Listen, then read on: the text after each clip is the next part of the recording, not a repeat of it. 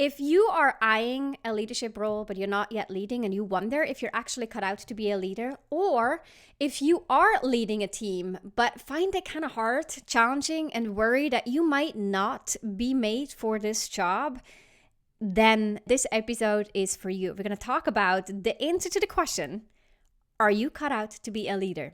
And what you need to consider to find your personal answer to this. Here's the question. How do you successfully transition into your first official leadership role, build the confidence and competence to lead your team successfully, and establish yourself as a respected and trusted leader across the organization? That's the question, and this show provides the answers.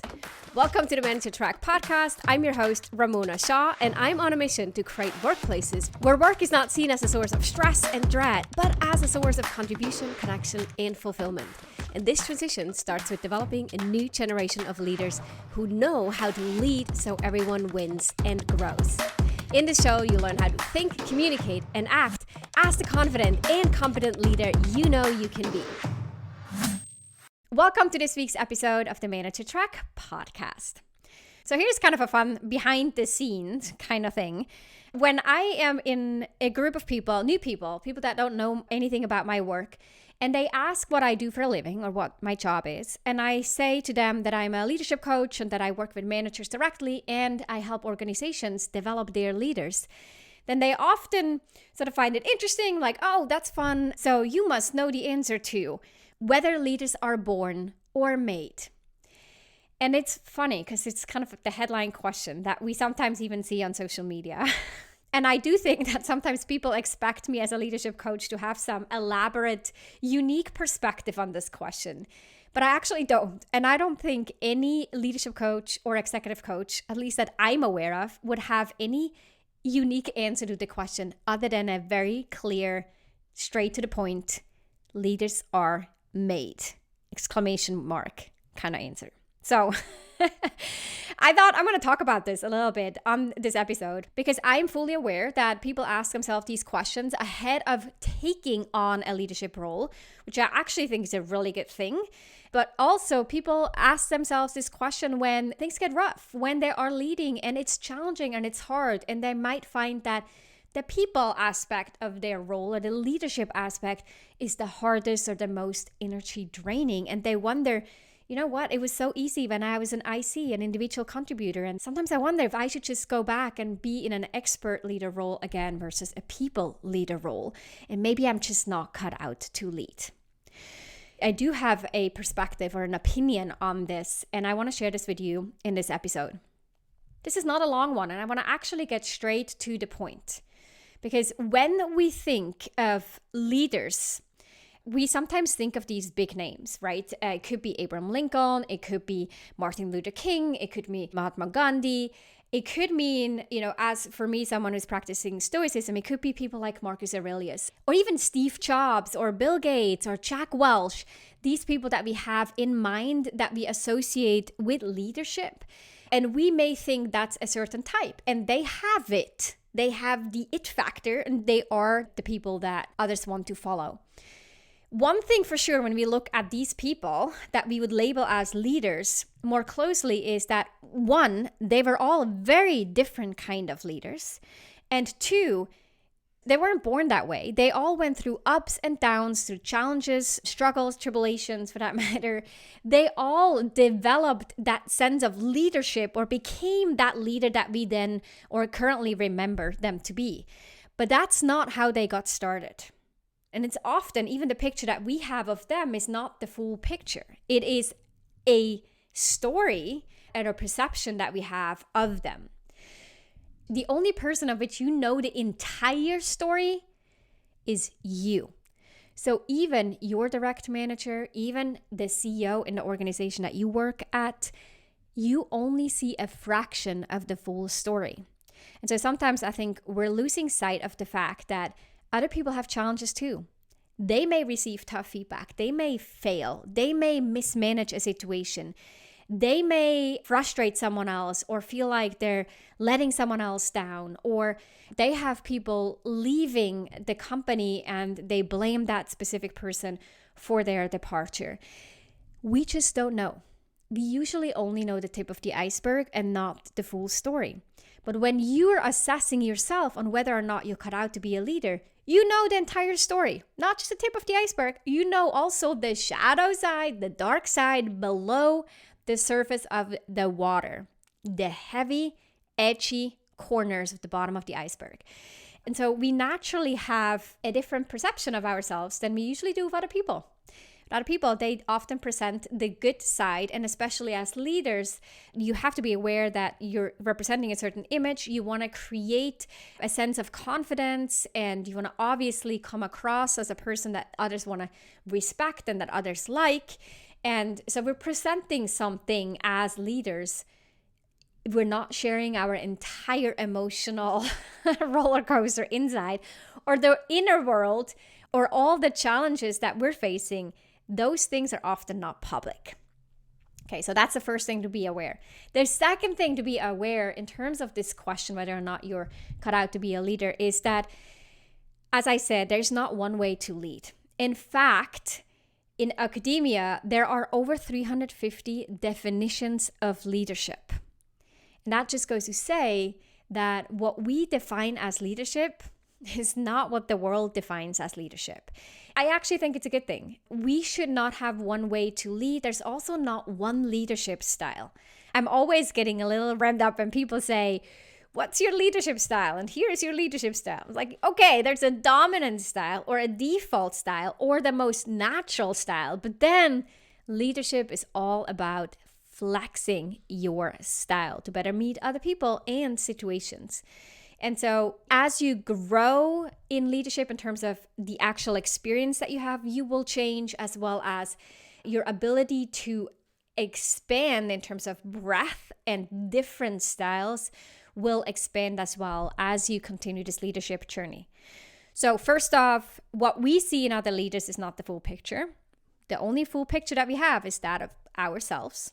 So naturally, we have a bit of a misconception on what is true or real. The leaders that we admire or look up to, that's not how they got started. They went on their own roller coaster or journey as well. And there is not one leadership style. So if you have a leader who seems naturally charismatic and gifted and well articulated and extroverted, and you think, gosh, I'm just kind of not that person. Like, I want to be more rah-rah, and I want to be more social and articulate and confident and charismatic, but that's just not me. Then know that there's nothing wrong with being different. The person that you're admiring or that's role modeling leadership to you in some extent, that is only one way to lead. There are a lot of very successful leaders who are introverts, leaders who are having a hard time finding the right words or have to do a lot of coaching and training in order to speak with more confidence and clarity. There are leaders who are a lot more detail-oriented, others who are very results and success-driven, and then others again who are all about caring for other people and collaborating and bringing people together. And there is room for everyone. That's the beauty of it. And then again, as much as we have a default style, the real true leadership comes out when we start to learn how to flex and we increase our toolkit so we can pivot and adapt to more situations more effectively. So that was high level, sort of 30,000 foot view. Let's now break it down and look at you personally. There are two main questions you got to ask yourself to answer that question, whether or not you're cut out to be a leader. The first one is that you genuinely care for other people and you have an interest in people. And if that is a no, of like, no, I actually don't care for the people I work with. I'm way better working alone. I don't like people. I don't care about their problems.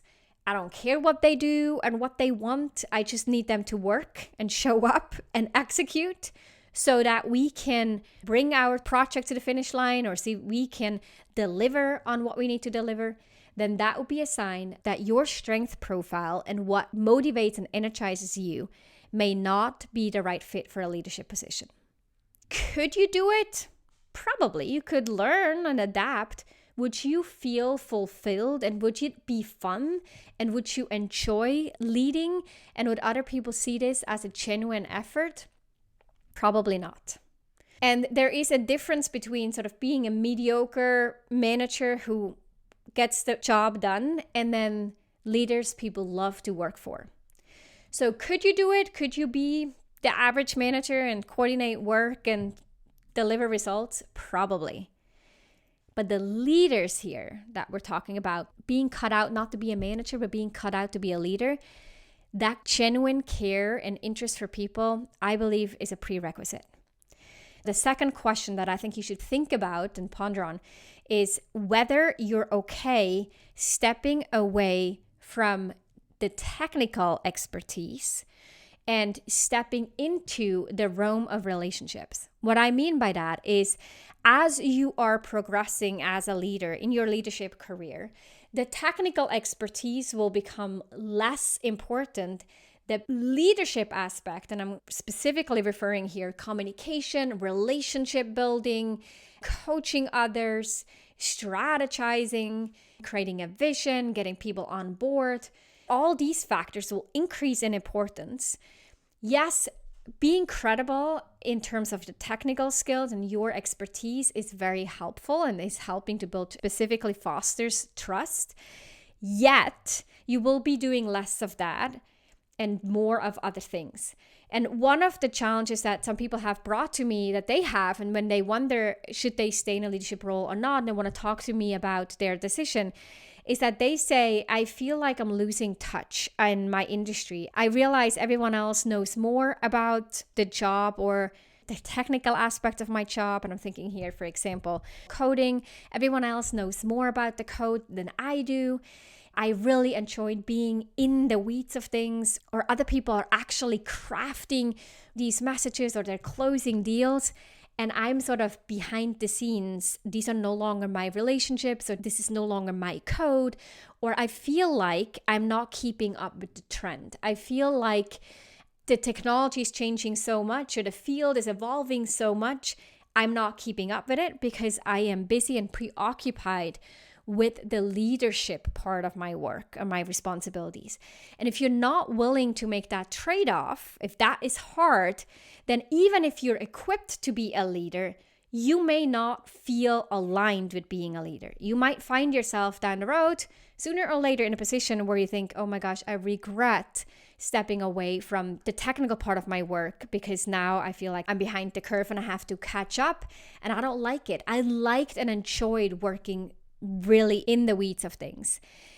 That is a decision you need to make ahead of time or as soon as possible. If you're not ready to let go and step away and let others become the technical experts in order for you to expand your impact and your influence in the people leadership aspect of your job, then this may not work out in the longer term. As well as if you don't genuinely care about other people, leadership may just feel like a struggle. And you'll never really get to that place where other people think, this is an amazing leader. They got my back. I know they genuinely care. I feel seen, heard, and respected as the individual that I am, more so than just an employee. And that's ultimately what matters a whole lot when it comes to leadership. So these two questions are the big questions to answer. And then if you do decide that you actually care about people and that you want to invest in your leadership career and you're okay stepping away from the technical part and the nitty-gritty of the profession that you once learned, then embrace the fact that leadership is a journey. It's not a light switch. The day that you got the job or will get the job, that you'll automatically be a leader. It's something that you have to learn and earn. It comes with responsibilities more so than it comes with privileges. I actually think investing in your own leadership is part of the responsibility, because if you as the leader get better, everyone will get better. If you're not growing, people won't grow. If you're not a good leader, the team will suffer. And so speaking of that responsibility and the leadership growth, the 3 pillars that I believe with all my heart that you will need to pay attention to, this is part of my own proprietary APS method for leadership development, is A, for awareness. So really doing the work on yourself to become aware of your own biases, of your emotional states, of your thoughts and beliefs, of your strength and of your resources, your what we call overdone strength or limitations that you currently have. your default leadership style, as well as trying to uncover blind spots. That is something that you need to invest in, and it does not end, because the more that your scope of responsibility will increase, more challenges and new challenges will come up. That's a natural part of personal growth. The second aspect that you need to invest in is developing your leadership principles. And this is really important in order for you to feel aligned with who you are and to be able to make decisions based on sound principles. It makes it easier for you to lead, and it will make it easier for everyone around you because you become a more predictable, consistent leader. There's nothing worse than the rash, inconsistent leader that everyone is afraid and tiptoeing around them. So those are the principles, and you can do this by investing in leadership development, like the Leadership Accelerator program that I run, or you can do this by reading books, and every time you see a principle in a book that resonates with you, you capture and you keep reflecting and thinking about these principles. There, by the way, it's not about developing 100 principles. Usually 10 principles plus minus some is what most leaders need, and what most leaders go with and find the most useful. And then the third one is to develop your leadership system. Your system encompasses all the routines and the behaviors, the things that you do over and over in order to lead your team. Team meetings, one-on-one meetings, feedback, performance reviews, the way you coach, the way that you set goals, the way that you develop careers or career conversations, and the list goes on. That all makes up your leadership system, and you got to develop one. And you have one, and be really clear on what that system is. Again, also a big part of what we do inside the Leadership Accelerator. Awareness, principle, and system, those are the three aspects of the APS method. And if you're on that journey and bought into becoming a leader, and you can answer the question of caring and being genuinely interested in others and being okay stepping away from the technical expertise or your particular profession to take on more of the leadership aspect, then you're signing up for this journey. It's not an easy journey. It's a challenging one that comes with more responsibilities than privileges, as I said, but it's also a very fulfilling one, and we need more great leaders in this world. And so if you're cut out to be one, you should probably lean into it. And the fact that you're listening to this tells me that you are aware and interested in becoming a great leader. And therefore, we need more people like you who care about their own development. So kudos to you, and I'm cheering you on. Also, if you do have doubts, if it feels scary, if you're unsure or you worry, know that that's normal. Yeah, it's built into our brains. That's how our minds work. There is the worry, there is the self-doubt. I recently talked to a client about this and said it's kind of like the exhaust that comes out of a car. We need the fuel, like the energy, the motivation to get moving and to get from A to B. And then a side product is the exhaust from the car. And self-doubt, worry, concern, feeling anxious about it, it's a side product, especially when you're going through pretty significant growth. And stepping into your first leadership role is for sure a huge growth journey. And so it's very normal that your brain will freak out a little bit and give you all kinds of concerns and doubts and questions of whether or not this is right, and telling you that this is scary and maybe you shouldn't, and maybe you should stay safe. That is how our mind works. There's nothing wrong with it. Consider it the exhaust on the car. Wrapping up, we talked about the answer to whether leaders are born or made. They're clearly made. It is a journey though. And there are some prerequisites or questions that you should ask yourself and honestly answer for yourself in order to know whether or not you want to embark on this leadership journey. And when you do, or if you're already in it, then it's your responsibility to keep growing and to invest in becoming the best leader that you can be. You have a huge impact on other people and how they feel about work, how they therefore show up at home after their workday. And so take that responsibility serious, invest in your own leadership growth, specifically around awareness building, principles, and your leadership system. If you want to learn more about the Leadership Accelerator, check out the show notes or head on over to ramonashaw.com/leadership-accelerator to find out more and schedule a call so we can chat and we can make sure that this is indeed the right program for you. I hope you found this helpful. If you have other friends, colleagues, coworkers who are in the situation where they wonder if they should apply for a leadership position, or they are, but they're not sure, maybe they're complaining once in a while, or wonder if they should just become an IC again, please pass this episode along. It probably means a lot to them, and of course it means a lot to me as well. And with that, thanks so much for listening, and I'll see you next week. Bye for now. If you enjoyed this episode, then check out 2 other awesome resources to help you become a leader people love to work with. This includes my best-selling book, The Confident and Competent New Manager, which you can find on Amazon or at ramonashaw.com/book, and a free training on how to successfully lead as a new manager. You can check it out at ramonashaw.com/masterclass. These resources and a couple more you'll find in the show notes down below.